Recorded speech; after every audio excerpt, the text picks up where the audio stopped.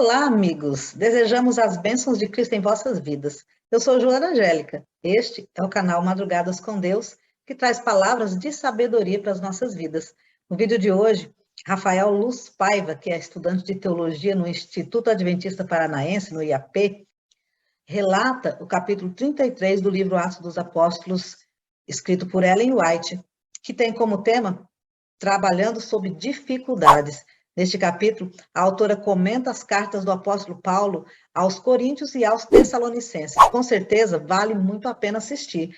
E ainda, você pode contribuir com a pregação do Evangelho de Cristo, se inscrevendo no canal. Caso você ainda não seja inscrito, você também pode compartilhar, deixar o seu like, comentar, porque isso vai ajudar o nosso canal a crescer, tá bom? Então, vamos ao vídeo? Eu fico feliz pelo convite novamente. Espero que Deus possa estar continuando com vocês aí nesse projeto maravilhoso de oração e de busca por Ele, né? Sem dúvida alguma, Deus se agrada bastante da iniciativa de vocês. Quando a gente pensa em Atos, a gente pensa em muitas coisas, mas o principal ponto que geralmente a gente lembra é da questão da pregação do Evangelho, né? Então, quando a gente pensa em Atos, a gente lembra de Mateus 28, que é quando Jesus nos dá a grande comissão, né? E ali ele nos ordena que a gente vá a todo mundo, leve o evangelho. E quando a gente parte para Atos, a gente vai ver que a igreja ela tem muito esse sentimento em mente, né? Da missão, sentimento que Deus colocou no coração dela. Porque a verdade é que a escritura ela tem que ser levada por nós perante todo mundo, para que todos os que ainda não conhecem a palavra de Deus, elas possam ter essa oportunidade. O capítulo 23 do livro, ele vai tratar de um outro capítulo, que é o capítulo 27 do livro de Atos, né, da Bíblia agora. No capítulo 17 do livro de Atos, Paulo, através de Lucas, que faz o relato, ele vai tratar de duas revelações divinas. E, na verdade, ele vai tratar dessas duas revelações divinas, mas ele vai voltar um pouco para nós, como nós somos usados dentro dessas duas revelações. Por isso, hoje, a gente vai ver dois pontos interessantes da revelação de Deus e como nós nos aplicamos, como Deus nos usa dentro dessa revelação. Então, antes de tudo, antes de partirmos para o texto bíblico, eu preciso explicar para vocês que existem duas revelações bíblicas, duas revelações divinas. A primeira seria a revelação geral. A revelação geral, ela abrange tanto a nossa história, mas principalmente a natureza. Então, a revelação geral, quando a gente fala de revelação geral, a gente está falando de como Deus se revela usando todas as coisas que Ele criou. E a história também. Então, por exemplo, em vários momentos a gente vai ver isso. A gente vai ver isso na natureza. Quando você olha uma flor, você consegue ver que houve um criador. Você consegue ver que houve quem que planejasse aquilo. Não foi de repente que surgiu. Você também vê alguns acontecimentos históricos e você vai ver que Deus atuou ali, que foi algo sobrenatural. Então, quando a gente fala de revelação geral, a gente está falando exatamente disso. Está falando de como Deus se manifestou durante toda a história, na natureza e na história, né? E também a gente vai tratar de uma outra revelação nesse capítulo 17, que é a revelação especial. Porque existe a revelação geral e existe a revelação especial. Sem a revelação especial, é quase que muito difícil você chegar à conclusão de quem é o Deus que criou a natureza, quem é o Deus que interfere na história também. Porque a revelação especial é a revelação que nós contemos na Bíblia, né? Então, a Bíblia é a revelação especial de Deus. Porque nela a gente conhece a Ele de um modo melhor, de um modo mais íntimo.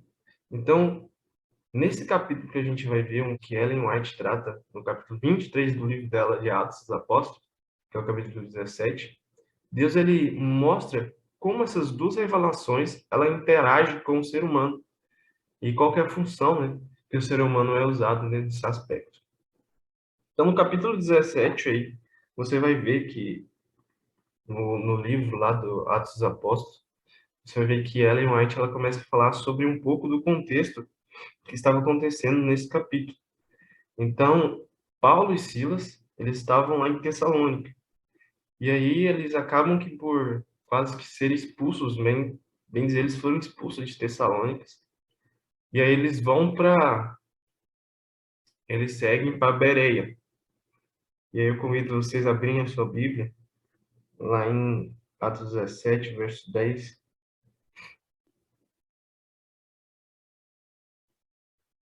Eles já estavam algum tempo já pregando.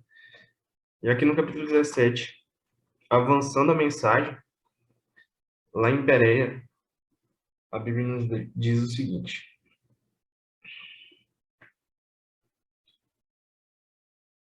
logo durante a noite, os irmãos enviaram Paulo e Silas para Bereia. Ali chegados, dirigiram-se à sinagoga dos judeus. Ora, esses de Bereia eram mais nobres dos que de Telassônica, pois receberam a palavra com toda a avidez, examinando as escrituras todos os dias para ver se as coisas eram de fato assim. Com isso, muitos deles creram, mulheres gregas de alta posição, e não poucos homens. Então aqui a gente vai ver nesses versos que a gente leu a revelação especial de Deus, que no caso é a Bíblia, né? E a importância que ela atua na vida das pessoas. É interessante notar que a gente usa muitos textos quando a gente pensa em nós mesmos, né? Quando a gente lê a Bíblia, quando a gente vê um sermão, a gente não tem de fazer muito como eles, né?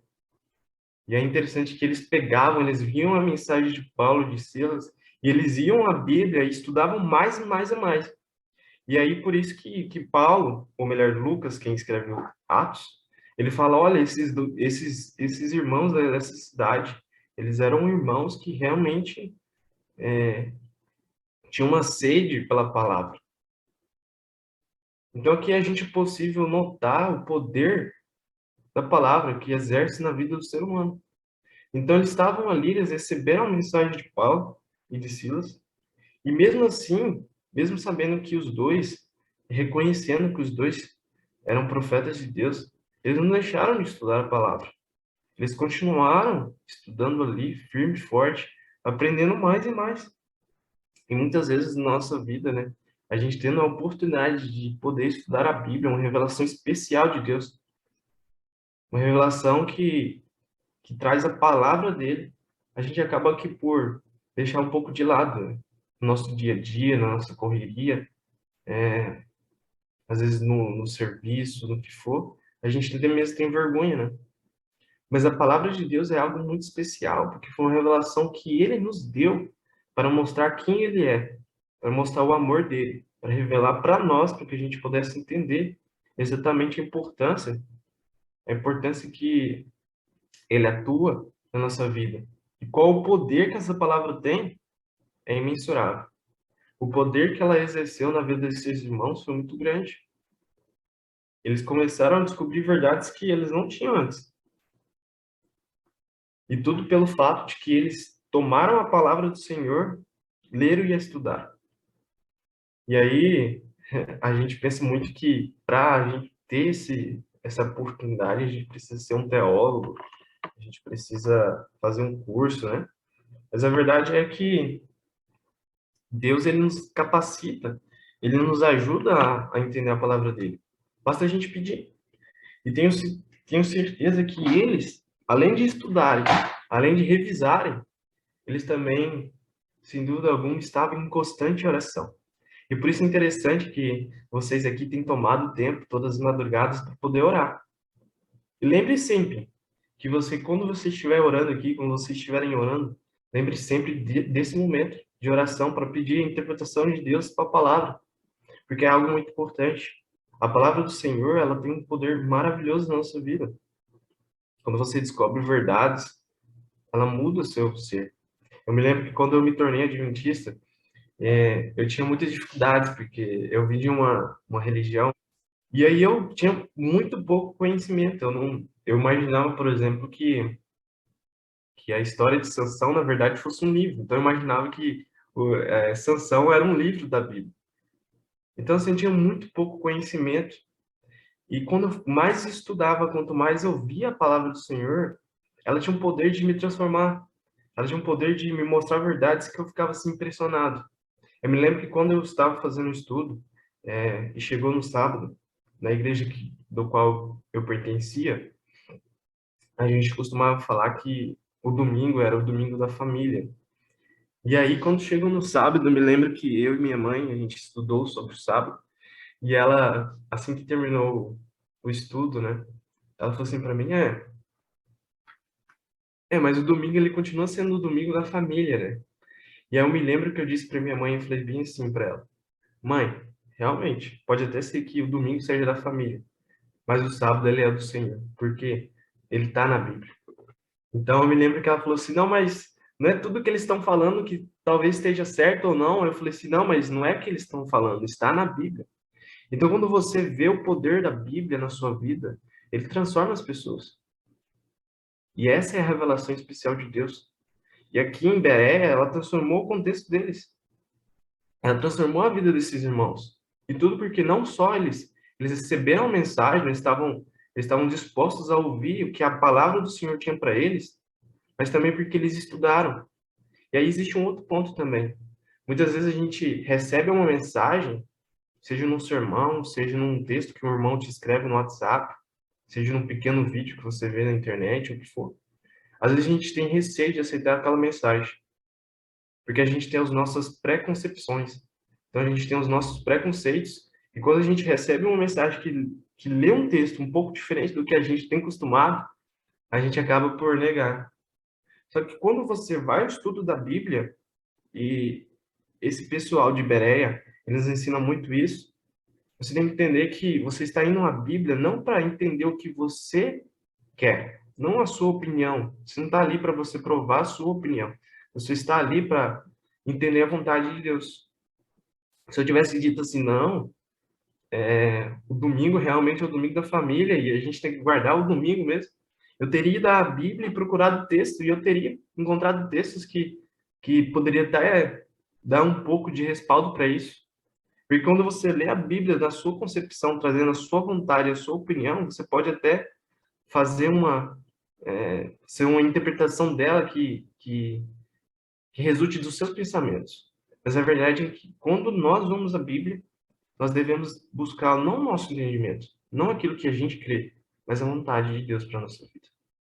E isso é muito interessante na história desse pessoal de Bereia, porque eles buscaram a mensagem que Paulo deu para eles, não com o sentido de vamos provar eles para ver se eles estão certos ou não, mas foi no sentido de vamos entender melhor essa mensagem.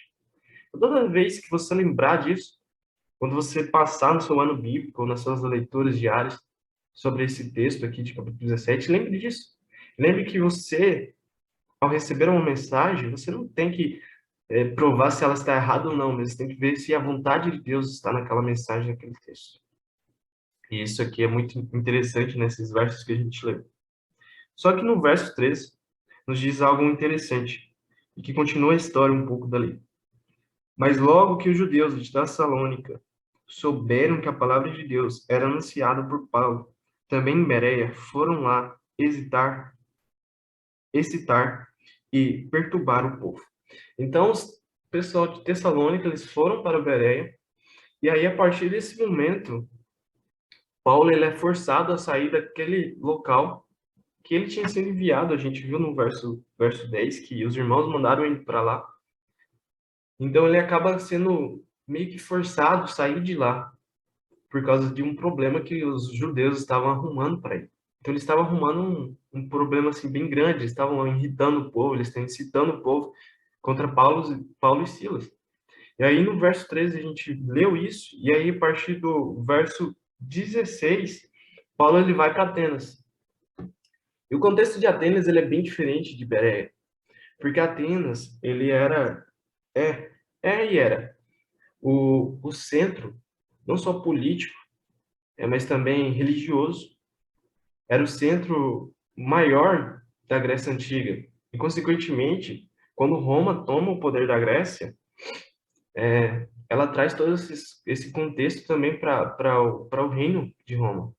Porque, na verdade, quando Roma ela toma a Grécia, toda a cultura da Grécia, todos os costumes gregos, eles são adquiridos pelos romanos. Então é interessante porque quando a gente vê uma colônia, a gente vê que geralmente quem está colonizando, ele tenta colocar a sua cultura sobre o outro.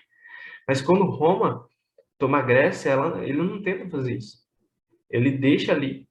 E aí eles acabam que assimilando a cultura da Grécia. E Atenas era o centro daquela época, voltado principalmente para a questão religiosa.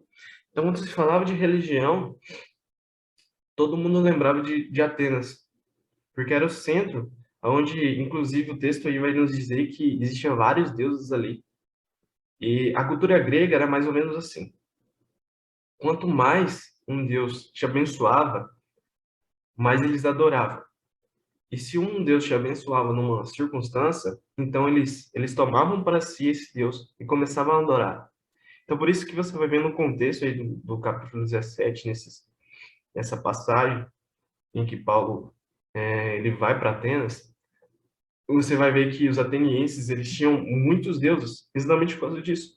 E toda vez que eles precisavam de algo, eles iam até um Deus diferente para conseguir aquela bênção. E o contexto deles é não só nesse sentido, mas também eles eram uma fonte de riqueza muito grande. Eles eram muito conhecidos pela disseminação de ídolos pequenininhos assim de estátua. Então eles eram uma grande fábrica, podemos dizer assim, de ídolos desse tipo. E ali em Atenas era um centro comercial muito grande. Então eles eram um centro cultural, um centro religioso e comercial. Era uma cidade gigante, uma das maiores cidades da época em que Paulo vive e de Jesus também. E aí o interessante é que você vai ver que não era intenção de Paulo ir para Atenas. Mas como acontece aquilo lá no verso 13, e a gente vê também no restante até o verso 15, Paulo ele acaba que por ser forçado de ir para Atenas. E aí ele chega, você vai ver no decorrer da história, um local ali onde as pessoas elas debatiam sobre a religião, sobre a cultura, sobre tudo que fosse importante, principalmente a filosofia, que era muito rica na cultura grega.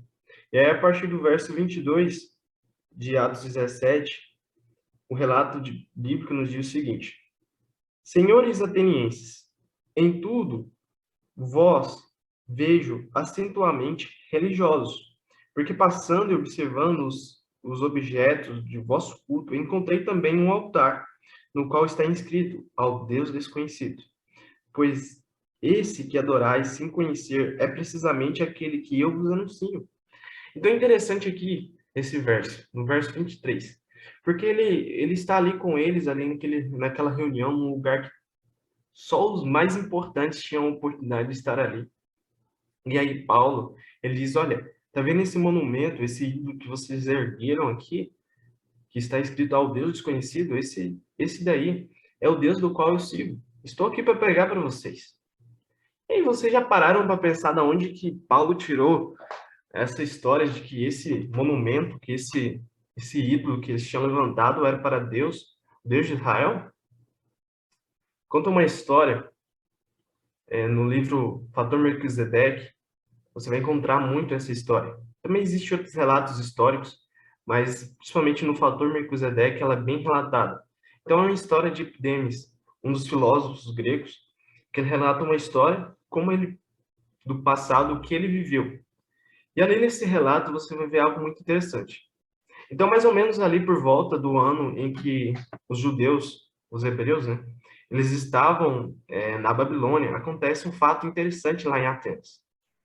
Eles estavam vivendo uma grande pandemia, mais ou menos como a gente está vivendo aqui.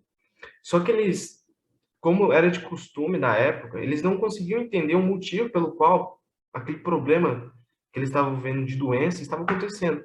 E geralmente as pessoas elas se voltavam para Deus, né? Para deuses, melhor dizendo, como ou sendo o culpado ou como sendo a solução. E aí naquele caso eles tinham vários deuses já. E eles começaram a buscar aqueles deuses, buscando aqueles deuses Entretanto, a pandemia, aquele problema que eles estavam vivendo, a epidemia que eles estavam vivendo, não passava. Aí uns sacerdotes chegaram, um dos principais líderes de Atenas, e falou assim: olha, eu conheço um profeta chamado Epidemes, que ele adora um Deus, só que eu não sei se ele vai querer vir aqui. E aí eles chamam esse Epidemes e ele vai até lá. E aí ele chega lá, é interessante que o relato ele vai falar assim: olha, estou vendo que vocês têm muitos deuses aqui também. E aí ele fala para eles: olha, o problema de vocês é que vocês têm muito Deus. Eu tenho um Deus que pode resolver o problema de vocês, só que eu não conheço o nome dele. E aí ele fala assim: só que para vocês resolverem o problema de vocês, vocês têm que fazer um sacrifício.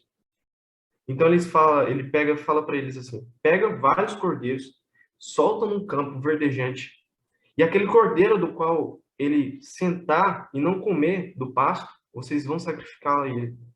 Vocês vão sacrificá-lo a esse Deus. E aí foi o que eles fizeram. Eles pegaram várias ovelhas, vários cordeirinhos e colocaram no campo. E aí uma ovelha, ela não comeu nada, ela simplesmente deitou. E ele falou: olha, então essa ovelha vocês vão sacrificar para esse Deus. Daí eles pegaram, os atenienses pegaram essa ovelha e sacrificaram ela. E aí, naquele local no qual eles sacrificaram aquela ovelha, eles ergueram um altar com o nome ao Deus desconhecido. E o interessante do relato de Epidemes é que a mesma história, ela acontece um pouco depois, ou melhor, muito depois, com Paulo. Quando Paulo chega lá, ele também olha para aquele tanto de ídolos e fala assim: olha, vocês têm vários ídolos aqui. No verso 22 a gente viu isso. Vocês adoram muitos deuses. A gente vê que vocês são religiosos. Coincidência ou não, Epidemes também, quando ele é levado para Atenas, ele é levado justamente para o centro das discussões filosóficas. E Paulo também estava lá. Então, quando Paulo olha para aquele monumento, para aquele ídolo, ele olha e fala assim: olha, tá vendo esse Deus do qual vocês adoraram há muito tempo atrás? Esse Deus é o Deus que eu sigo. Estou aqui para apresentar a vocês. E no verso 24 ele continua dizendo: o Deus que fez o mundo e tudo que nele existe, sendo ele Senhor dos céus e da terra. Não habita em santuários feitos por mãos humanas, nem é servido por mãos humanas, como se de alguma coisa precisasse, pois ele mesmo é quem a todos dá a vida, respiração e tudo mais. De um só fez toda a raça humana para habitar sobre a face da terra, bem como não está longe de cada um de nós, pois nele vivemos e nos movemos e existimos, como alguns de vossos poetas têm dito, porque dele também somos geração. Sendo, pois, geração de Deus, não devemos pensar que a divindade é semelhante ao ouro, à prata ou à pedra, trabalhados pela arte e imaginação do homem. Ora, não levou Deus em conta os tempos da ignorância. Agora, porém, notifica aos homens que todos, em toda parte, se arrependam, porquanto estabeleceu um dia em que há de julgar o mundo com justiça, por meio de um varão que destinou e acreditou diante de todos, ressuscitando dentre os mortos. E aqui ele continua a mensagem. E o interessante é notar que aqui a gente vê nessa passagem que a gente acabou de ler, a revelação geral de Deus para o ser humano. Então, nos versos anterior, a gente acabou por ver a revelação especial de Deus. Mas nessa história, lá em Atenas, a gente vê a revelação geral de Deus. A gente vê a manifestação dele na história. Mesmo quando o povo de Deus não podia testemunhar, ele usou profetas que nem mesmo nós conhecemos para testemunhar sobre ele, para mostrar que existe Deus sobre essa terra, que existe um Deus disposto a amar, um Deus disposto a libertar. E quando Paulo escreve, ou melhor, quando Paulo fala para os atenienses, é muito interessante notar isso, que ele fala: olha, esse Deus é um Deus que criou tudo, criou a natureza. Tudo que vocês veem, tudo que vocês imaginam, veio à existência, foi Deus que criou. E isso é muito interessante. Porque quando a gente olha para a natureza, quando você olha para a Bíblia, você não consegue não se notar que existe um Deus maravilhoso. E nessas duas histórias a gente vê exatamente isso. Só que o que eu quero destacar com vocês, irmãos, está no verso 30. E a lição mais importante para nós, para o nosso dia a dia, para a nossa vida e para a nossa comunidade também. No verso 30, ele nos diz o seguinte: ora, não levou Deus em conta os tempos da ignorância. Que ignorância seria essa? A ignorância deles de não saber quem era aquele Deus desconhecido. E aí ele continua: agora, porém, notifica aos homens que todos, em toda parte, se arrependam. Então, quando você recebe a mensagem, quando eu recebi a mensagem, eu não conhecia nada. Eles também não conheciam nada, eles não sabiam nem mesmo quem era aquele Deus. Dentre tantos que eles tinham, eles não sabiam que aquele era o Deus verdadeiro. Mas quando Deus ele te revela, você necessita tomar agora. Porém, como o próprio texto diz, essa mensagem e levar a outras pessoas, para que todas as pessoas se arrependam do pecado que elas têm cometido. Quando eu estava na Semana Santa, aqui no IAP, a gente tem o costume de toda Semana Santa a gente vai fazer evangelismo em algum campo. Eu tive a oportunidade de ir para uma cidade aqui perto da faculdade, em Sarandi.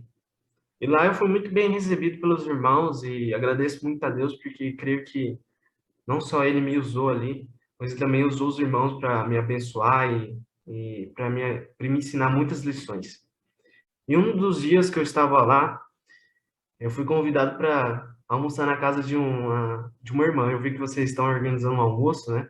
E eu fui convidado também para almoçar na casa de uma irmã. Eu fiquei muito feliz, né? Era um meio de semana e eu fazia as visitas na parte da tarde. Ela me convidou para ir almoçar e depois a gente saía junto para a gente poder fazer as visitas, junto com a família dela, para a gente poder fazer algumas visitas.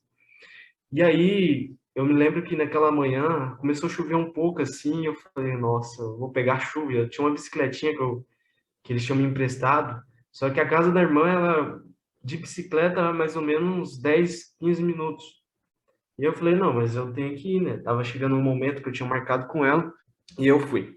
Só que naquela cidade que eu estava, em Sarandi, lá eles não têm placa. Eu não sei se na região de vocês tem esse costume, mas na minha região ela tem o costume de ter uma placa assim, geralmente em cada casa indicando a rua, indicando o número da casa. Só que lá eles não tinham isso. E aí eu tinha que ir de rua em rua, mais ou menos, que procurando. Eu sabia mais ou menos onde era, mas eu não tinha certeza qual era das ruas. E aí eu entrei numa rua e fui caçar uma pessoa e falei assim, olha, essa aqui é a rua tal? E a pessoa falou, não, não, pode ir para cima aí que você vai encontrar. E aí eu ia subindo rua e ia subindo. E aí é interessante que naquele momento começou a escurecer bastante, assim. Já estava parecendo quase como se fosse de noite, era mais ou menos meio-dia.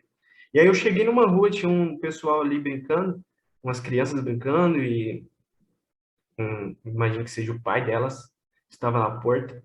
E eu fui perguntar para ele assim, olha, essa aqui é a rua? Ele falou assim, não, não conheço essa rua. E aí ele falou assim, deixa eu, só um momento que eu vou pesquisar para você. Eu estava sem internet, ele acabou por pesquisar ali para mim. E aí ele pesquisando, ele viu que a rua era a rua de cima. Só que no momento que ele me disse que a rua era de cima, eu pensei, beleza, só que eu não sei qual que é o número ainda da casa. Quer dizer, eu sei qual que é o número da casa, mas não sei qual que é a quadra. E aí, naquele momento que ele me passou a rua, começou a chover, mas não foi chover pouquinho, não. Começou a chover muito, muito mesmo. E aí eu peguei a bicicleta e comecei a andar. Eu ia passar e ia para outra quadra, só que estava muito, chovendo muito. E aí eu tive que parar. E aí eu vi que tinha passado uma moça e ela estava de moto e ela parou debaixo da árvore. Eu sei que não é recomendado, não, inclusive não recomendo que ninguém pare debaixo da árvore durante a chuva, porque é muito perigoso, né? Pode cair a árvore ou até mesmo um galho. E aí eu fui até ela e parei junto a ela e eu comecei a conversar com ela. E ela falou, nossa, eu tô com várias coisas aqui, vai molhar bastante. Eu também estava com várias coisas ali, materiais que eu distribuiria para a comunidade. E ia molhar tudo. Naquele momento eu comecei a orar a Deus. Eu orei bastante E na hora que eu terminei a minha oração, eu abri meus olhos, eu tinha orado mais ou menos assim: Senhor, por favor, Pai, não deixa que a gente pinte ensopado aqui de fora. Que o Senhor toque no coração de uma pessoa para que ela abra a casa dela, e que também para que eu possa ter a oportunidade de testemunhar para ela. No momento que eu abri meus olhos, eu olhei para frente e eu vi que um senhor estava acenando para mim. E eu fui até ele e falei assim: olha, vocês não querem entrar para cá, não? Vocês vão molhar bastante. Eu falei: não, quero sim. E aí eu fui, entrei lá e ele recepcionou, eu comecei a conversar com a moça, testemunhei para ela da nossa fé e para ele também. E naquele momento eu entreguei uma literatura. E o interessante é que às vezes a gente acha que a literatura ela não tem poder. Mas a verdade é que a literatura, Ellen White nos diz que a mensagem silenciosa. Você sai, mas a mensagem fica lá. E o irmão, do qual eu ia para a casa dele, ele me ligou e falou: não, eu passo aí e te pego. E ele foi lá e me buscou. Só que eu quero trazer para vocês, irmãos, é que, a exemplo de Paulo, Deus, ele me deu uma oportunidade maravilhosa. Não era para mim ir naquela casa, não era para mim ter pegado aquela chuva, mas ele permitiu que assim acontecesse. Não era para Paulo ter saído de Bereia, era para Paulo ter continuado lá. Era plano dele estar lá, mas o plano de Deus era maior. E Deus levou ele até Atenas. Deus me deu a oportunidade de testemunhar para aqueles irmãos. Eu não sei se eles se converteram ou se eles vão se converter. Eu não sei, mas a mensagem está lá. Deus, quando ele te revela, quando te dá a revelação, seja especial, seja geral, ele nunca vai deixar você desinstruído. Ele sempre vai te dar alguém que vá até você e te instrua. Esse foi o caso de Bereia, esse foi o caso de Atenas. E a verdade é que quando você recebe essa instrução, quando você recebe a mensagem de Deus, você tem um dever de levar ela também. Porque embora a mensagem ela seja de Deus, a revelação ela seja de Deus, ele deseja usar a nós.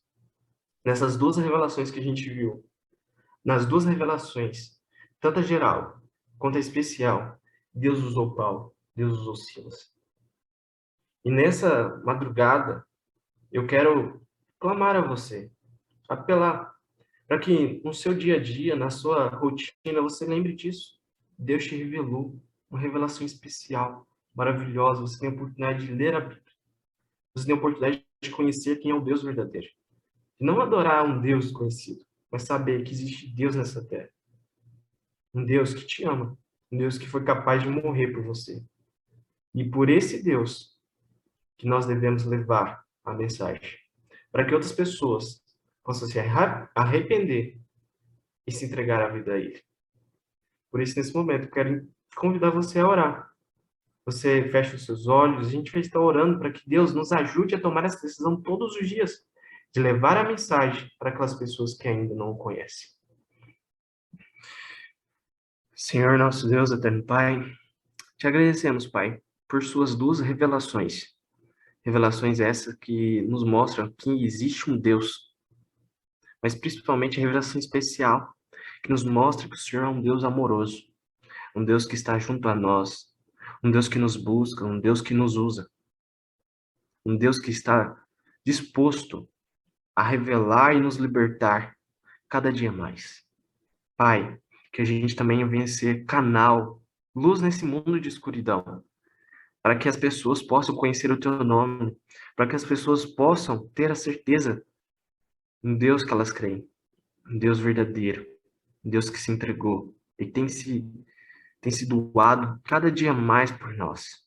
Que o Senhor nos ajude a entender essa mensagem e levar outras pessoas também. Pois, sem dúvida alguma, essa é a tua vontade. Nos capacite, nos fortaleça, Pai. Que durante toda essa semana, durante todo esse ano, a gente venha se lembrar que o Senhor está disposto. Por mais que as revelações sejam tua, o Senhor está disposto a nos usar. Nos abençoa, Pai, nos fortaleça e nos guie. E continua com esse ministério maravilhoso que esses irmãos têm desenvolvido. Nos abençoe também. Em nome de Jesus. Amém.